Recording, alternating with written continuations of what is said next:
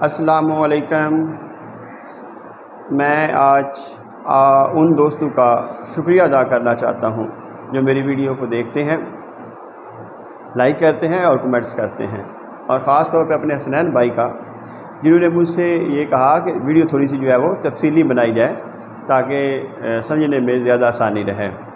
تو آج ان کی خواہش کے مطابق اور دیگر دوستوں کی خواہش کے مطابق میں تھوڑی سی طویل ویڈیو بناؤں گا اور کوشش کروں گا کہ آج ہم جس موضوع پر بات کرنے جا رہے ہیں اس سے آپ کو خاطر خواہ جو ہے وہ فائدہ ہو۔ تو آج ہم بات کریں گے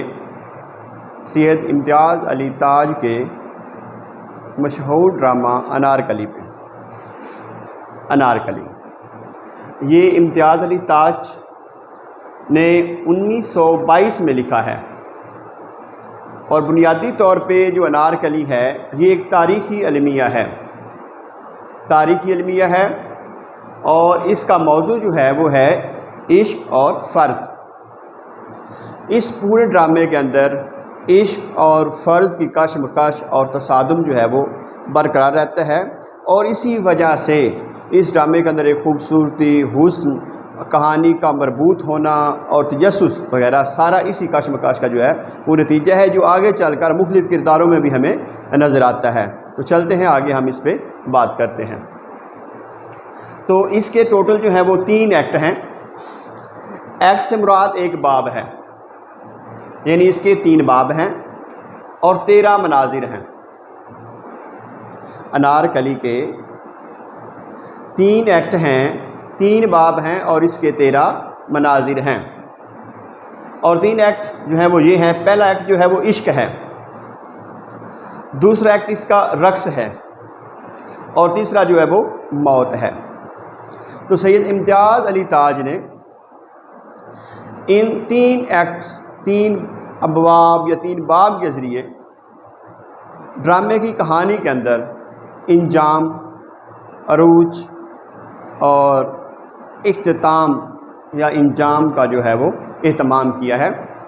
تو عشق پہلا باب ہے، اس سے جو ہے اس ڈرامے کا آغاز ہوتا ہے، اور اس کے اندر جو اہم چیزیں اس پہلے باب کے اندر آتی ہیں عشق میں وہ یہ ہیں کہ نادرہ بیگم انارکلی، نادرہ بیگم جو ہے یہ کنیز ہے جو کہ اکبر بادشاہ کے محل کے اندر رہتی ہے، اور اس کو انارکلی کا جو ہے وہ خطاب ملتا ہے۔ اور دوسرا اس کا اہم کردار جو ہے وہ ہے شہزادہ سلیم۔ شہزادہ سلیم جو ہے یہ شہنشاہ اکبر کا بیٹا ہے، اور انارکلی کی محبت میں اسیر ہے، اور انارکلی بھی شہزادہ سلیم سے محبت کرتی ہے۔ اور تیسرا اہم کردار دل آرام ہے، یہ بھی ایک کنیز کا کردار ہے جو کہ اکبر بادشاہ کے محل میں رہتی ہے، اور انارکلی سے حسد اس لیے کرتی ہے کہ شہزادہ سلیم اس سے پیار کرتا ہے، اور یہ بھی شہزادہ سلیم سے محبت کرتی ہے، لیکن شہزادہ سلیم اس کو پسند جو ہے وہ نہیں کرتا۔ تو ان تینوں کرداروں کی یہ کہانی جو ہے اس ڈرامے کے اندر جو ہے وہ آتی ہے، اور ایک مثلث بنتی ہے، اور جس کے ذریعے کشمکش کا جو پہلو ہے، جو تصادم ہے وہ ابھرتا ہے، جو کہ ڈرامے کی خاصیت بھی ہوتا ہے۔ تو اکبر بادشاہ تو کہانی کو آگے بڑھانے کے لیے ایک ایسا کردار ہے جو معاونت کرتا ہے، بنیادی کہانی تو ان کے درمیان ہی گھومتی ہے، لیکن یہ بات بھی ذہن میں رکھنی چاہیے کہ اکبر کا کردار محض کہانی کو آگے بڑھانے کے لیے نہیں ہے، بلکہ اس کے اندر بہت سے جو تجسس کے واقعات ہیں اور کہانی کو بامقصد منزل تک پہنچانے کے جتنے بھی طریق ہوتے ہیں وہ اکبر بادشاہ کے کردار کے ذریعے ہی ممکن ہوتے ہیں۔ اگر اکبر بادشاہ کا جو کردار ہے وہ نہ ہو تو یہ کہانی ادھوری رہ جائے گی۔ اس کا دوسرا باب جو ہے وہ ہے رقص۔ یہ دوسرا باب رقص ہے۔ اس کے اندر جو انارکلی ہے اور دل آرام ہے، ان کا باہمی تصادم ہوتا ہے، اور ان کے باہمی تصادم کا جو اثر ہوتا ہے وہ اکبر اور شہزادہ سلیم کی زندگیوں پر بھی پڑتا ہے۔ تو بالآخر جو ہے اکبر کو انارکلی اور شہزادہ سلیم کی محبت کا علم ہو جاتا ہے، اور وہ انارکلی کو جو ہے وہ گرفتار کر لیتا ہے۔ تیسرا باب اس کا ہے موت، یہ اس کا انجام بھی ہے، یہ تیسرا باب اس کا نقطہ انجام ہے، اور جس کا عنوان سید امتیاز التاج نے موت کا دیا ہے۔ اس کے اندر کیا ہوتا ہے، اس کے اندر جو انارکلی پہلے دوسرے باب میں قید ہو چکی ہوتی ہے، اس کی جو زندان کے اندر کارروائی ہے، جو زندان کی اس کا مناظر ہیں یا حصہ ہے، اس میں جو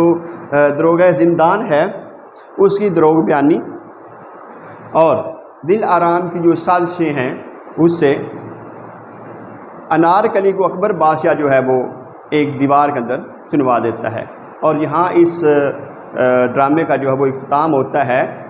انارکلی کے المناک انجام پر۔ اب بنیادی طور پہ دیکھا جائے تو جو انارکلی ڈرامہ ہے اس کے اندر ایک رومانویت کا رجحان ہے، رومانیت رجحان ہے۔ رومانیت کا رجحان اس لیے میں نہیں کہہ رہا کہ اس کے اندر داستان محبت ہے تو اس وجہ سے یہ رومانیت نہیں، بلکہ اس پورے ڈرامے کی جو بنیاد ہے نا وہ تخیل اور مثالیت پر ہے۔ جہاں جہاں پہ بھی سید امتیاز علی تاج نے شہنشاہ اکبر کے محل کا ذکر کیا ہے، سلطنت کا ذکر کیا ہے، تو وہاں پہ انہوں نے تخیل سے کام لیا ہے۔ اور جہاں پہ شہزادہ سلیم کا کردار وہ پیش کرتے ہیں کہ دیکھیں کہ ایک شہزادہ ہے، ولی عہد ہے، وہ صرف محبت کا ہو کے رہ جائے، یہ ممکن نہیں ہے عام لائف میں، یہ تو صرف مثالیت میں ہی ایسا ہو سکتا ہے۔ تو شہزادہ سلیم کا جو کردار اس نے پیش کیا اس میں مثالیت ہے، اور جہاں پہ اکبر بادشاہ کے دربار کا ذکر آتا ہے، محل کا ذکر آتا ہے، تو وہ جو ہے تخیل ہے۔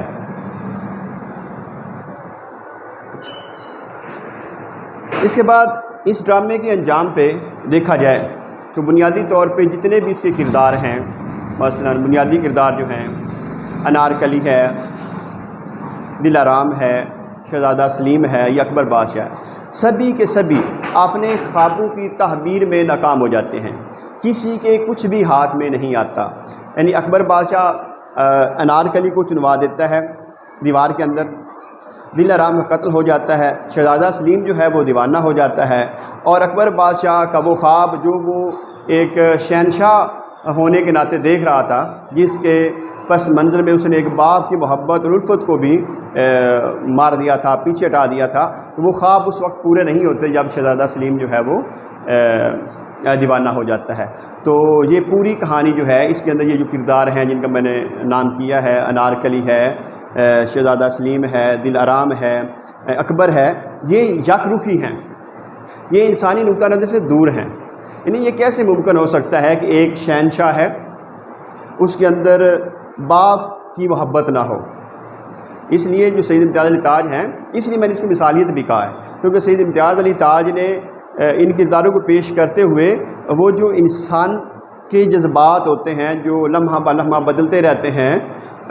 ان کو جو ہے وہ نہیں لے کے آئے، صرف ان کا ایک پہلو جو ہے نا وہ لیا ہے، لیکن ان کی مجبوری تھی کیونکہ اس طرح سے انہوں نے ڈرامے کے اندر کشم کا تجسس پیدا کرنا تھا۔ لیکن جب ہم اس کے فن پہ بات کریں گے یا اس پہ بات کرتے ہیں تو یہ ایک خامی کے طور پہ بھی اس کو دیکھا جا سکتا ہے کہ اس کے یہ کردار جو ہیں انسانی نقطہ نظر سے جو وہ ہیں وہ دور ہیں۔ صرف مہرانی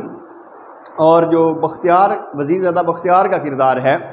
وہ انسانی نقطہ نظر کے حامل ہیں، انسانی نقطہ نظر کے بالکل بہت قریب ہیں۔ تو جب ہم فنی اعتبار سے اس ڈرامے کو دیکھتے ہیں تو اس ڈرامہ جو ہے وہ سبک ہے اور چست ہے، اس کے اندر روانی ہے، اور کہانی جو ہے واقعہ با واقعہ آپس میں مربوط ہوتی جاتی ہے، کڑیوں سے کڑیاں ملتی جاتی ہیں، کہیں پہ بھی کہانی کے اندر خلا یا پلاٹ جو ہے اس کے اندر خامی جو ہے وہ نظر نہیں آتی، اور پھر جو اس کے کردار ہیں وہ بھی بالکل جس طرح کا پلاٹ انہوں نے تخلیق کیا ہے اس کے اندر رہتے ہوئے دیکھا جائے تو وہ فطری معلوم ہوتے ہیں۔ بے شک وہ عام زندگی سے تھوڑا سا ہٹے ہوئے ہیں، لیکن جو پلاٹ انہوں نے تخلیق کیا ہے سید امتیاز علی تاج نے، اس کے اندر وہ بالکل جو ہے وہ فطری ہیں، اور ان کو ایسا ہی کردار جو ہے اس کے اندر جو ہے وہ سر انجام دینا چاہیے اور کرنا چاہیے تھا۔ تو مکالمہ نگاری کے حوالے سے دیکھا جائے تو اس کے فکرے چست ہیں، مربوط ہیں، جو کہ اس کے اندر اعجاز و اختصار کی جو خوبی ہے اس کو پیدا کرتے ہیں، اور کرداروں میں صرف ایک کردار ایسا آتا ہے جو کہ غیر فطری معلوم ہوتا ہے، لیکن حقیقت میں دیکھا جائے تو وہ بھی غیر فطری نہیں ہے۔ وہ کردار جو ہے وہ سریا کا ہے جو کہ انارکلی کی چھوٹی بہن ہے، تو وہ جب مکالمہ کرتی ہے بادشاہ اکبر سے تو وہاں پہ انتہائی جذباتی ہو جاتی ہے، اور اس طرح ایک کنیز کا مکالمہ جو ہے ایک شہنشاہ کے سامنے اس طرح کا ہونا ممکن نہیں ہے۔ لیکن چونکہ وہ اپنے جذبات سے مغلوب تھی، ایک طرف اس کی بہن کا قتل ہو گیا تھا اور اس کو غصہ تھا، اس کے جذبات کو ٹھیس لگی ہوئی تھی، تو اس طرح سے اگر حوالے سے دیکھا جائے تو جو کردار اس نے پیش کیا ہے وہ بھی غیر فطری نہیں ہے۔